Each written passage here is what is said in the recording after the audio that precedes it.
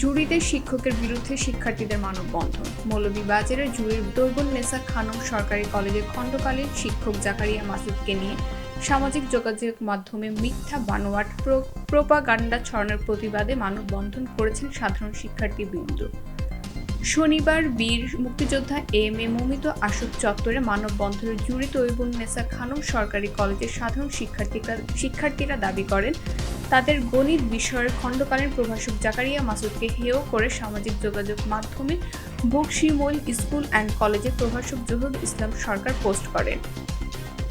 সেখানে জাকারিয়া মাসুদকে অতিরিক্ত অগ্রিম টাকা নিয়ে প্রাইভেট পড়তে ছাত্রদের বাধ্য করার কথা বলা হয়। এরপর থেকে জুরি কলেজের বিজ্ঞানের শিক্ষার্থীরা বিভিন্নভাবে প্রতিবাদ করে আসছে। শিক্ষার্থীদের অভিযোগ, জহুরুল ইসলাম সরকারও প্রাইভেট পড়ান এবং একটি কোচিং সেন্টার খুলেছেন। সেই থেকে জাকারিয়া মাসুদের সাথে তার দ্বন্দ্বের জেরে একটি হেয় করতে এরকম কথাবার্তা লিখেছেন। শিক্ষার্থীদের পক্ষে এই সময় বক্তব্য রাখেন জুরি সরকারি কলেজের 2022-24 সেশনের বিজ্ঞানের ছাত্র মোস্তাফিজুর রহমান, শাওন দাস, তমা আক্তার, কাউসার আহমেদ, মাসুমা আক্তার প্রমুখ।